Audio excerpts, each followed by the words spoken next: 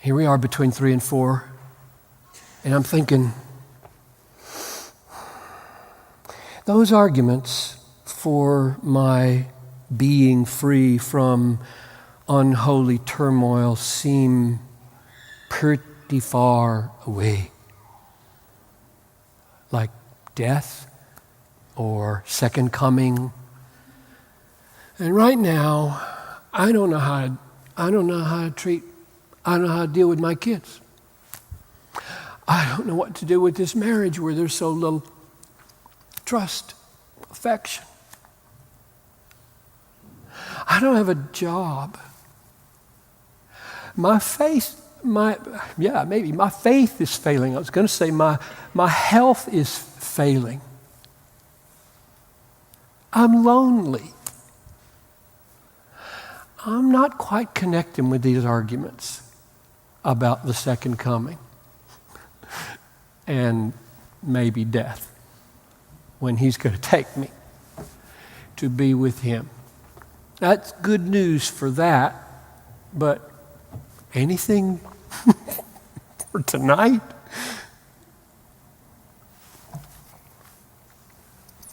So now He does something surprising, which He does over and over. Verse 8, Philip said to Him,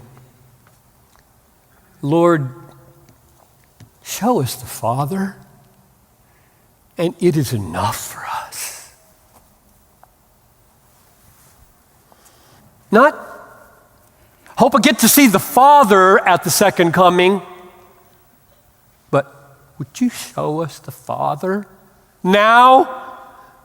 And then He says that amazing statement, that would be enough.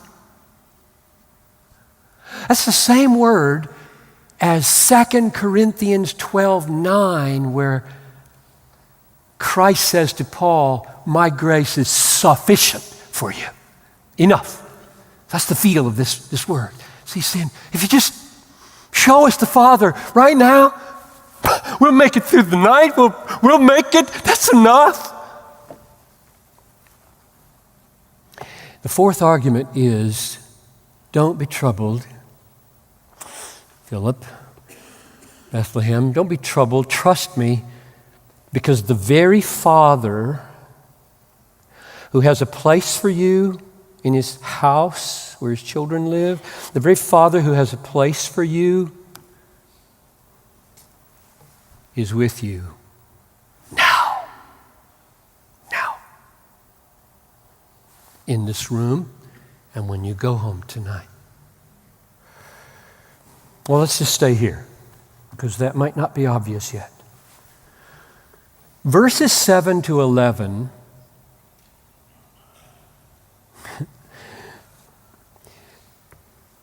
make something crystal clear because it repeats it 6 times in different words. I'm going to read all 6 of them to you, and by the time I'm done reading all 6, you'll get the point in His answer to Philip.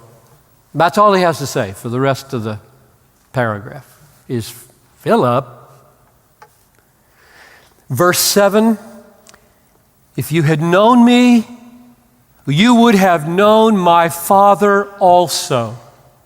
Second half of verse 7, number 2, from now on, you do know Him and have seen Him.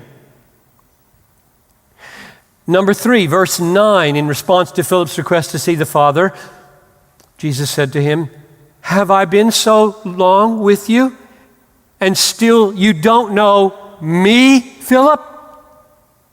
Number 4, last half of verse 9, whoever has seen me has seen the Father.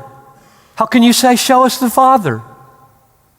Number 5, verse 10, do you not believe that I am in the Father and the Father is in me?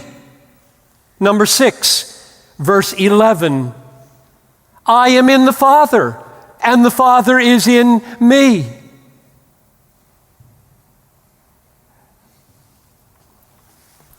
So, Philip, here I am. Is that enough?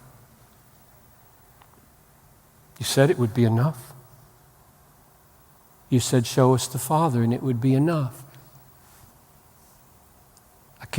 You'll never have any more than this, because I will always be the radiance of the Father. He's invisible. Is this enough?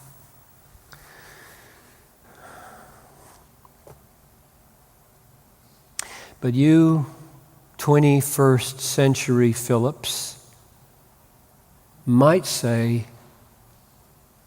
well, yeah, he was there that night. And he went away. And he hasn't come back yet. So what's close? No. He was close enough to touch that night. The Father could be touched on his face. We beheld this life. We touched. We saw the life. Not now. You don't, Bethlehem. So do we all leave and say, well, that's really good news, and we're going to make it to the end. And at the end, we get him. No. There is one more argument. But to see it in its clearest form, you got to jump 5 verses outside the text. Is that legitimate? It is.